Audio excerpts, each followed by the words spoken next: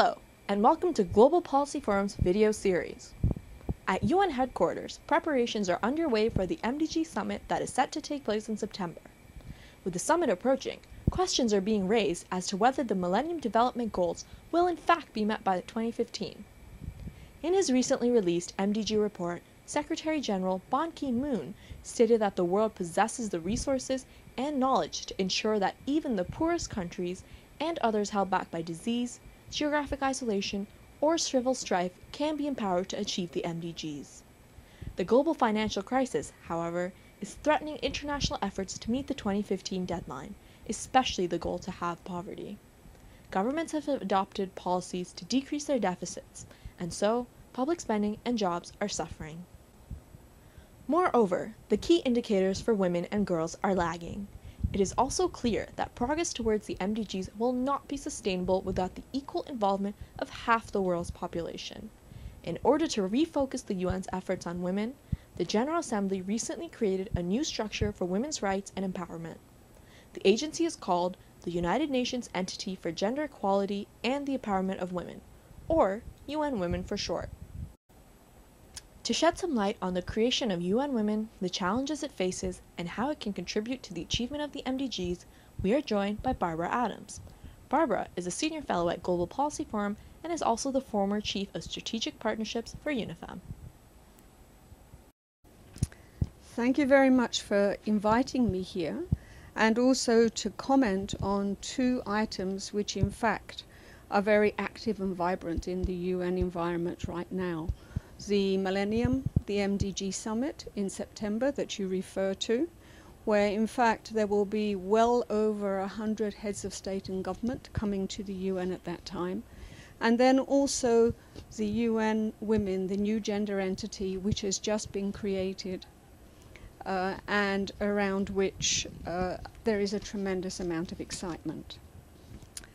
The first thing I must say is that the reason we have UN Women is because of the solid, dedicated, determined commitment of many women's organizations working over 4 years to ensure that gaps that they perceived in the way in which the UN was actually tackling issues of gender equality and women's empowerment should be addressed, and to have a much stronger UN commitment both institutionally and in resources with regard to addressing women's rights, and as you've mentioned also with regard to the achievement of the Millennium Development Goals. There are many challenges facing UN Women, and actually coming to this interview I bumped into a representative of a women's organization, and the major challenge they feel they face at the moment is to get the right person to head the entity. Somebody who is truly committed to women's rights, who has a track record and experience with regard to work in this area, and somebody who will not only make the entity work well, but will also be able to hold the rest of the UN system accountable for its commitments to gender equality. And one of those, and very key at the moment, is the one regarding the Millennium Development Goals. Perhaps many people will know that of the Millennium Development Goals, there are 8. Goal 3 itself is the goal for the empowerment of women and achieving gender equality. And as you've mentioned, the indicators that are being used with regard to this are actually not encouraging at all. And also, as you've mentioned, the financial and economic crisis of the last couple of years has actually really challenged the ability to meet these goals. Challenge them on the one hand from the point of view of resources, and challenge them also from the point of view of the policies. Do we have the right policies? Have we got the policies right? Or are the policies that are being pursued to address the crisis actually making the situation worse for women? Let me give a concrete example. Governments have incurred many debts with regard to addressing the financial crisis.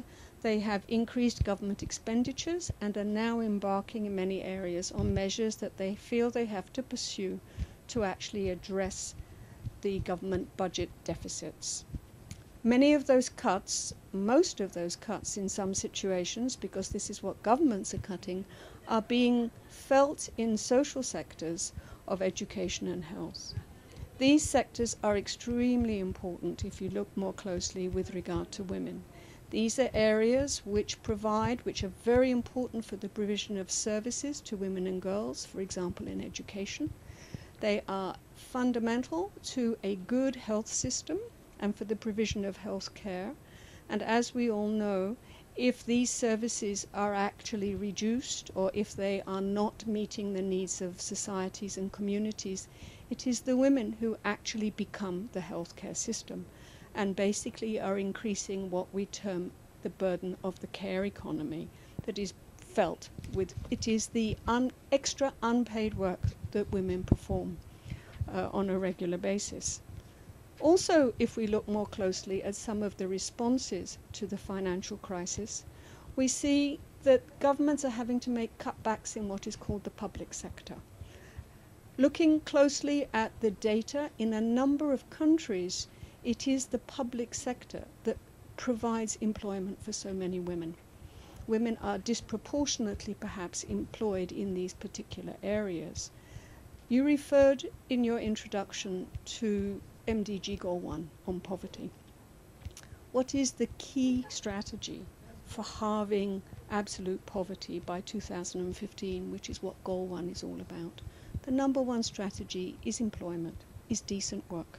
So here we have a situation where we have pressures to reduce decent work for women. At the same time, we are wanting to actually move forward with these particular goals. So here I've mentioned a couple of challenges, as you can see, that the new gender entity, UN Women, is really going to face. And this policy gap, if I can refer to it like that, the gap between macroeconomic policies and efforts for gender justice, it's a policy gap that we have faced forever. And I really hope that this new entity is going to find ways to tackle and close this gap.